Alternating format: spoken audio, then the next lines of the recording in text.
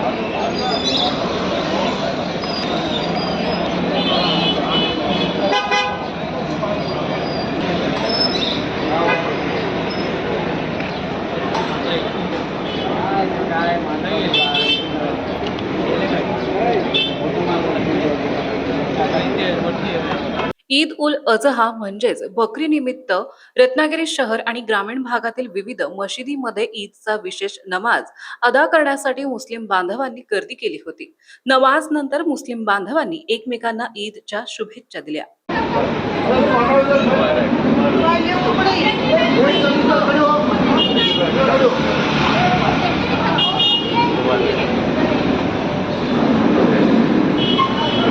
शकील भाई क्या एकदम जिगरी दोस्त।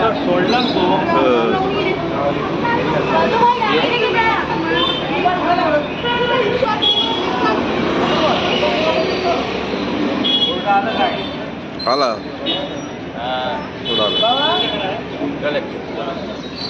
चले शकील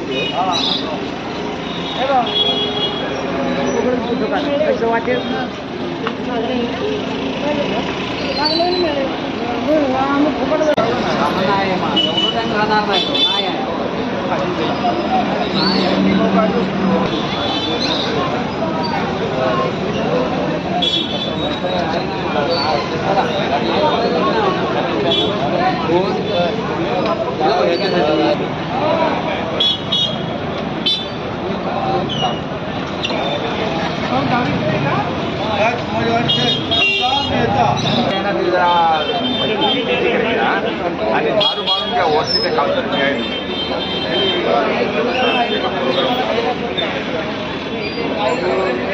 याच महिन्यात जगभरातील लाखो मुस्लिम स्त्री आणि पुरुष सौदी अरेबियातील पवित्र मक्का मदिना येथे हज अदा करण्यासाठी जातात। त्यानुसार यंदाही लाखो जणांनी पवित्र मक्का येथे हज अदा केली। अल्लाहु अकबर अल्लाहु अकबर अल्लाहु अकबर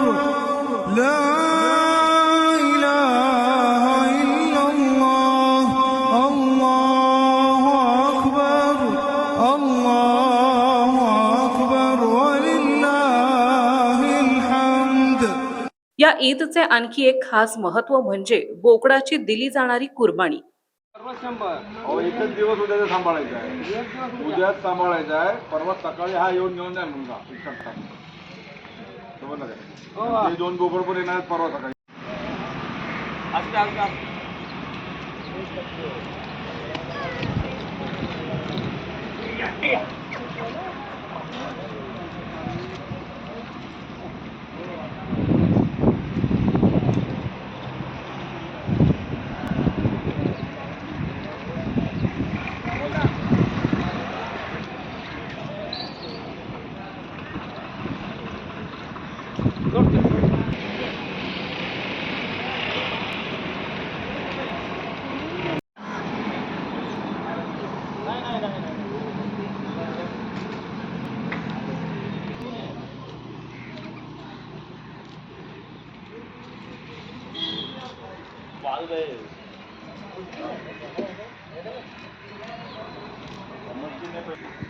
काय नाही ते असं बघता नाही बघून घ्या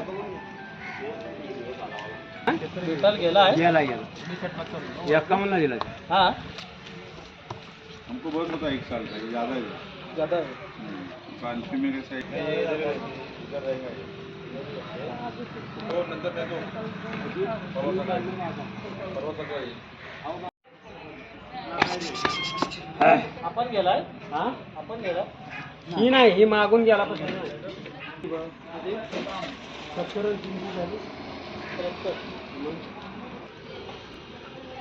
बकरी काल होते तुम्हाला फोटो मारायला. अच्छा. परत थांबायचं का त्याला टेन्शन ठेवायला हे म्हणतो.